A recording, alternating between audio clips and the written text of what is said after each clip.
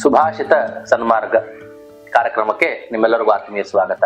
ಇವತ್ತಿನ ಸುಭಾಷಿತ: ನ ಅಭಿಷೇಕೋ ನ ಸಂಸ್ಕಾರ ಸಿಂಹಸ್ಯ ಕ್ರಿಯತೆ ವನೆ ವಿಕ್ರಮಾರ್ಜಿತಸ್ಯ ಸತ್ವಸ್ಯ ಸ್ವಯಮೇವ ಮೃಗೇಂದ್ರತಾ ಅಂತ ಒಂದು ಸುಭಾಷಿತ.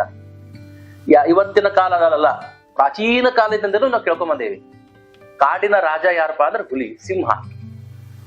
ಕಾಡಿನ ರಾಜ ಯಾರು ಮಾಡಿದ್ರು? ಅವಂಗ ಎಲ್ಲಾ ಪ್ರಾಣಿಗಳು ಸೇರಿ ಏನು ಪಟ್ಟಾಭಿಷೇಕ ಮಾಡಿದ್ರು, ಅವನಿಗೇನ ಸಿಂಹಾಸನದ ಮೇಲೆ ಕೂಡಿಸಿದ್ರು, ಅಥವಾ ದೇವಾನ ದೇವತೆಗಳು ಅವನಿಗೇನ ಸಿಂಹದ ಕಾಡಿನ ರಾಜ ಸಿಂಹ ಅಂತ ನೇಮಕ ಮಾಡಿದ್ರು? ಯಾರು ಮಾಡಿದ್ರು?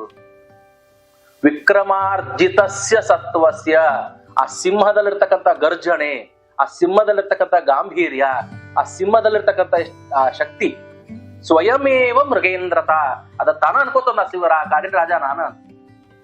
ಯಾಕೆ ಅಂತಂದ್ರೆ, ಒಂದು ಸಿಂಹ ಒಂದು ಪ್ರಾಣಿಯನ್ನ ಬೇಟೆ ಆಡಬೇಕಾದಾಗ ಅದರ ಏಕಾಗ್ರತೆ, ಅದರ ಡೆಡಿಕೇಶನ್, ಅದರ ಫೋಕಸ್, ಅದರ ಅಚಲತೆ ಎಷ್ಟಿರ್ತದಂದ್ರೆ ಆ ಕಾಡಿನಲ್ಲಿ ಯಾವ ಪ್ರಾಣಿಗೂ ಇರೋದಿಲ್ಲ.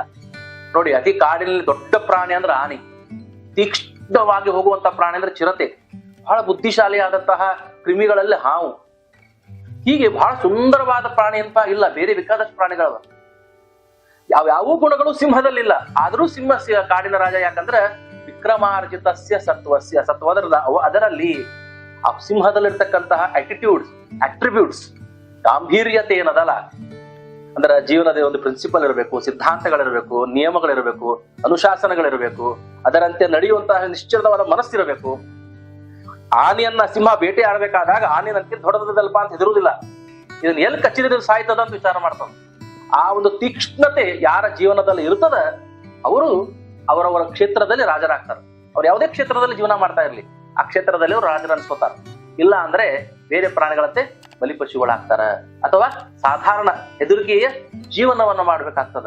ಹಾಗಾಗಿ ನಿಮ್ಮಲ್ಲಿರ್ತಕ್ಕಂಥ ವಿಶೇಷತೆ, ಒಂದು ಗಾಂಭೀರ್ಯವನ್ನ ಬೆಳೆಸಿಕೊಳ್ಳಿ, ಒಂದು ನಿಯಮವನ್ನ, ಅನುಶಾಸನವನ್ನ ಮಾಡಿಕೊಳ್ಳಿ, ಅದರಂತೆ ಬಾಳಿ ಬದುಕಿ ನೋಡಿ. ನೀವು ನಿಮ್ಮ ಕ್ಷೇತ್ರದಲ್ಲಿ ನಿಶ್ಚಿತವಾಗಿ ರಾಜನಂತೆ ಜೀವನವನ್ನು ಮಾಡ್ತೀರಿ. ಶುಭಾಶಯಕ್ಕೆ ನಮಸ್ಕಾರ.